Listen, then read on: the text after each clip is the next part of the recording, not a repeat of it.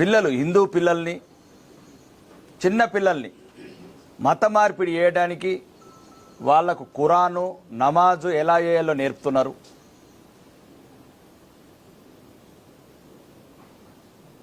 మేము ఎప్పుడైనా హిందువులం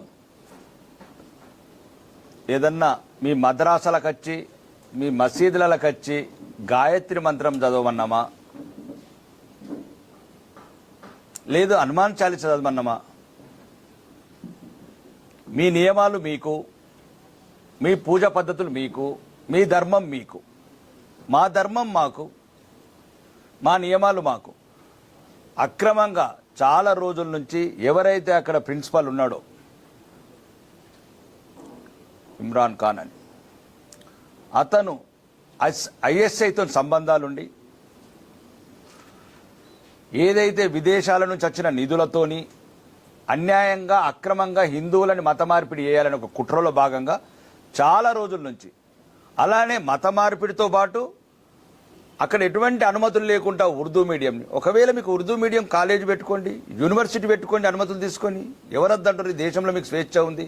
అన్యాయంగా మీకు ఇష్టం లేని తల్లిదండ్రులకు ఇష్టం లేకుండా పిల్లలకు నమాజు నేర్పడము, మత మార్పిడి చేయడము, ఈ చర్యను తీవ్రంగా ఖండిస్తున్నాము.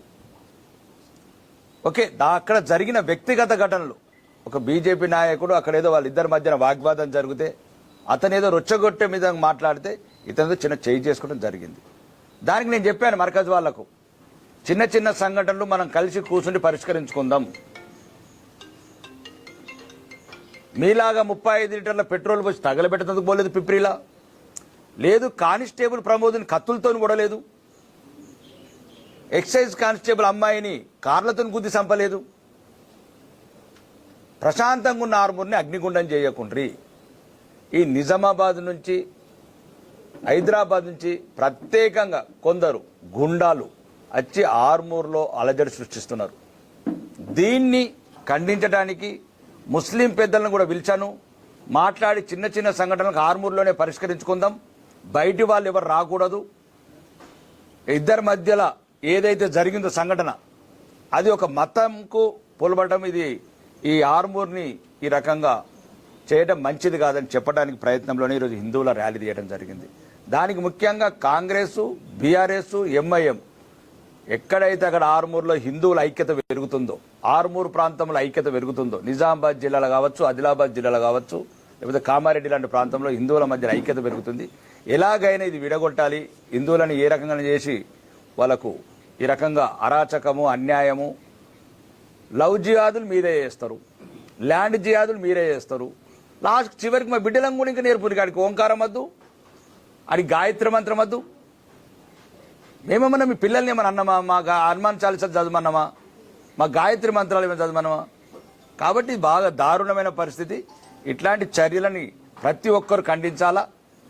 ఈ రాష్ట్ర ముఖ్యమంత్రి కూడా దీని మీద ప్రత్యేకంగా ఒక సిట్ ఏర్పాటు చేయాలా. లేదు మీతో కాకపోతే ఒక ఎన్ఐఏ టీంకి ఇవ్వండి, నేషనల్ టీంకు.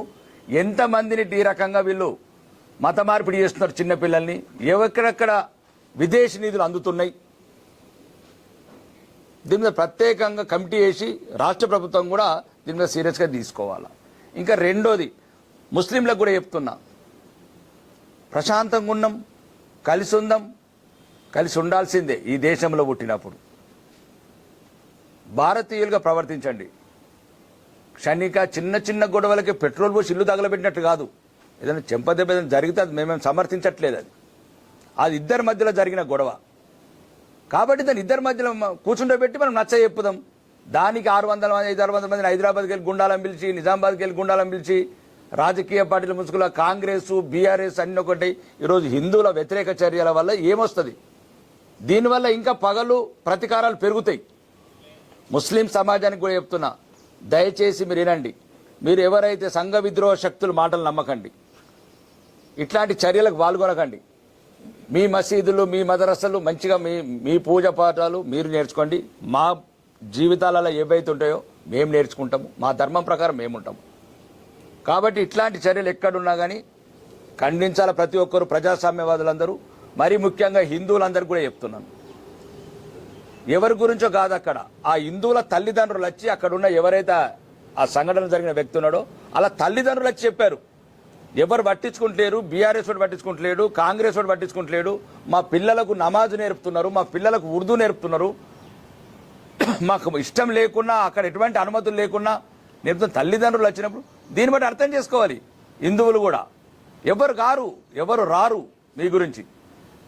మళ్ళా చివరికి ఉండేది బీజేపీ ఒకటే, చివరికి ఉండేది విశ్వ హిందూ పరిషత్ ఒకటే, చివరికి ఉండేది బజరంగ దళ్ ఒకటే, చివరికి ఉండేది ఏబీవీపీ ఒకటే. ఈ దేశంలో ఐక్యంగా ఉండాలా, లేదంటే మళ్ళీ పలచనైపోతాం. ఈ సంఘటనలు రాజకీయ స్వార్థానికి వాడుకోవాలన్న ఎంఐఎం ప్రయత్నాన్ని మేము తీవ్రంగా ఖండిస్తున్నాము. ఆర్మూర్ లాంటి గ్రామీణ ప్రాంతాలల్లో ఇప్పటి వరకు ఎటువంటి మత కల్లోలాలు లేవు, కమ్యూనల్ క్లాసెస్ లేవు, శాంతి భద్రతలు బ్రహ్మాండంగా ఉన్నాయి. ఇప్పటి వరకు హిందువులు ముస్లింలు ప్రశాంతంగా ఉన్నారు. మీరు ఎక్కడైతే అడుగు పెడతారో అక్కడ మళ్ళా విషం జిమ్ముతుంది. ఎంఐఎం ఎక్కడెక్కడ అడుగు పెడుతుందో అక్కడ విషం జిమ్ముతుంది. కాబట్టి ఈరోజు ఆర్మూర్ ప్రధానికని కూడా చెప్తున్నాను, దయచేసి ఎవ్వరు ఆవేశాలకు లోని కాకూడదు.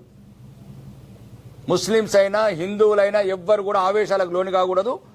ఒకసారి మనం సమన్వయంగా ఒక శాంతి కమిటీ వేసుకొని ఇట్లాంటి చిన్న చిన్న సంఘటనలు వస్తే ఎట్లా పరిష్కరించుకోవాలి, అలాగే ఎవరైతే ఆ టీచర్స్ని ఎవరైతే అరెస్ట్ చేశారో ఇమ్మీడియట్లీ అతని మీద చట్టపరమైన చర్యలు తీసుకొని అతని వెనుక విదేశీ శక్తులు ఏమేమి ఉన్నాయి, ఏదైనా తీవ్రవాద సంస్థలు ఉన్నాయా, మత మార్పిడి సంస్థలు ఉన్నాయా, ఇవన్నిటి మీద స్పెషల్గా ఎంక్వైరీ కమిటీ వేసి చట్టపరమైన చర్యలు తీసుకోవాలా. చివరిగా చెప్పేది ఒకటే, ఫస్ట్ అందరం కలిసి ఉందాము, అన్నదమ్ములాగా ఉందాము, ప్రశాంతంగా ఉన్న ఆర్మూర్ని కల్లోలం చేయకండి. ముస్లింలకు కూడా ప్రత్యేకంగా చెప్తున్నా, హిందువులకు కూడా ప్రత్యేకంగా చెప్తున్నాను. మీరెంత మేమెంత అంటే ఇది ఎక్కడికో వెళ్తుంది, దీనివల్ల ఏం వచ్చేది లేదు, ఇంకా కలుషితం అయిపోతుంది వాతావరణము. అందరం ఆర్మూరు ప్రజల్లాగా భారతీయుల్లాగా ఉందాం. దయచేసి హిందువులకు చెప్తున్నాను, ముస్లింలకు చెప్తున్నాను, ఇంకొకసారి ఇట్లాంటి సంఘటనలు జరగకూడదు. ఏది ఉన్నా కానీ మర్కజ్ కమిటీ, హిందూ కమిటీ, 2 కమిటీలు కూర్చోండి. పోలీస్ అధికారులకు కూడా చెప్తాను, లేదు అవసరమైతే ఆల్ పార్టీ మీటింగ్ పెడదాం. ఇట్లాంటి సంఘటనలు జరగకుండా మీరు కూడా ఇట్లాంటి లవ్ జిహాదులు, ల్యాండ్ జిహాదులు, పిల్లలని మత మార్పిడి చర్యలు కూడా పూనుకోకండి. దానికి చర్యకు ప్రతి చర్యలు అవుతాయి. ఇవే ఆవేశాలు లోనై ఇట్లాంటి చర్యలు జరుగుతాయి. కాబట్టి ముస్లింస్కు హిందువులకు కూడా చెప్తున్నా, భవిష్యత్తులో ఇట్లాంటి సంఘటనలు జరగకూడదు. మళ్ళా జరిగితే ఇట్లాంటి చట్టపరంగా ఏ చర్యలు తీసుకోవాలో ఆ చర్యలు తీసుకుంటాము. రానున్న రోజులలో ఇంకా చట్టాలను కఠినంగా చేస్తాము. ఈ చిన్న చిన్న సంఘటనలు ఈరోజు మీరు మతం ముసుగు తొడిగారు కదా ఎంఐఎం వాళ్ళు, దయచేసి చెప్తున్నాను, మీరు వస్తే అడుగు విషం పడ్డట్లే ఆర్మూర్లో. ఇక్కడ నుంచి ఆర్మూర్ని ప్రశాంతంగా ఉంచారు మీరు. కాబట్టి ముస్లింలకు కూడా చెప్తున్నా, ఆర్మూర్ ముస్లింస్కు దయచేసి నేను మీ సోదరుగా చెప్తున్నా, మీ ఎమ్మెల్యేగా చెప్తున్నా, మనం పుట్టింది ఆర్మూర్లా, మనం చావాల్సింది ఆర్మూర్లా. ఆడు పాత బస్తోడు ఏం చేయడు, పాకిస్తాన్ ఏం చేయడు. మనమందరం ఎట్లయితే పూర్వీకులు కలిసి ఉన్నామో ఇప్పుడు కూడా కలిసి ఉండాలా, భవిష్యత్తులో కూడా కలిసే ఉందాము. ఇట్లాంటి చర్యలకు హిందువులు కానీ ముస్లింలు కానీ ఎట్లాంటి ఎవ్వరు కూడా పూనుకోవద్దు. ఎవరన్నా అన్యాయంగా ఈరోజు అక్రమంగా ఎక్కడెక్కడైతే బీజేపీ కార్యకర్తలను కానీ, బీజేపీ నాయకులను కానీ, హిందూ సంఘాల నాయకులను కానీ అరెస్ట్ చేసిందంటే వెంటనే బేషరతుగా విడుదల చేయాలా. ఎవ్వరి మీద కూడా చర్యలు తీసుకోవద్దు. ఎవరితోనైతే మత మార్పిడి చేయడానికి పూనుకున్న వ్యక్తులు ఉన్నారో ఆ ఖాన్ గిట్లా వాళ్ళ మీద ఐఎస్ఐ తీవ్రవాద ఏమో నిధులు వస్తున్నట్లు మాకు ఇన్ఫర్మేషన్ ఉంది. విదేశీ సంస్థల నిధులు వచ్చి ఇట్లా మత మార్పిడికి పూనుకుంటున్న తెలిసి కఠినమైన చర్యలు తీసుకుంటే భవిష్యత్తులో ఇట్లాంటి సంఘటనలు జరగవు. అందరం కలిసి ఉందాము, ఆర్మూర్ని ప్రశాంతంగా ఉంచుదాం. జై హింద్.